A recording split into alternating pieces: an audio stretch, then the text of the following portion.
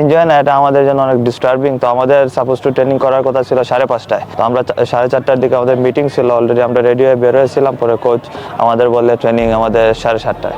রাতের আধারে গিয়ে অনুশীলন করলেন হামজা চৌধুরী। বাংলাদেশ দলের হয়ে মাঠে নামতে তৈরি হামজা ভারতেও পৌঁছে গিয়েছেন। ভারত ম্যাচের আগে শেষ মুহূর্তের অনুশীলন পর্ব সারছেন বাংলাদেশের সেরা তারকা।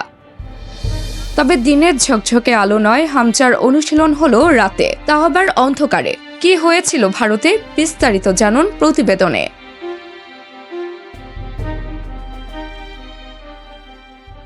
বাংলাদেশ দল শিলংয়ে পা রাখার পর থেকেই যেন বেচাই ডেকে ভারতীয় ফুটবল কর্তারা, আর তাই পদে পদে করছে অসহযোগিতা।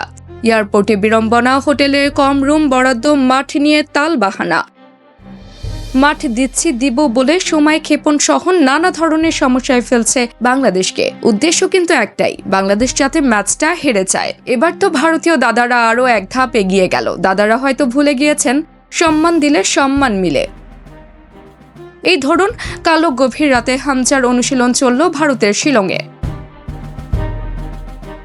ভারত ম্যাচের আগে শেষ সময় দীর্ঘক্ষণ চলল অনুশীলন, আর তখনই লক্ষ্য করা যায় হামজার অন্ধকারের অনুশীলন। বাংলাদেশ দলের হয়ে খেলে আলো ছড়াতে চান হামজা, অথচ শুরুটা হলো অনেকটা অপ্রত্যাশিতভাবে। প্রিমিয়ার লিগের এই ফুটবলার যেন চিন্তাও করতে পারেননি ঠিক এমন এক মুহূর্তের সাক্ষী হতে হবে তাকে। ইংল্যান্ডে বড় হওয়া হামজা ভারতে গিয়ে যে বিপাকে পড়েছেন, তাতে দাদাদের নাক কাটা গেছে বললে ভুল হবে না। একই সঙ্গে হাস্যরসে পরিণত হয়েছে অল ইন্ডিয়া ফুটবল। ভারতীয় ফুটবল ফেডারেশন যে ছোটলোকি করেছে তার একটা ছোট্ট উদাহরণ দেই। বাংলাদেশ দলকে গ্রাসের মাঠ তথা ঘাসযুক্ত মাঠ না দিয়ে কৃত্রিম তৈরি ঘাস অথবা টার্ফের মাঠ দেওয়া হয়েছে অনুশীলনের জন্য। প্রতিবেশী দেশ হলেও অল ইন্ডিয়া ফুটবল ফেডারেশন বাংলাদেশের সাথে যে ছোটলোকি করেছে তা নিয়ে ভরপুর সমালোচনা হচ্ছে।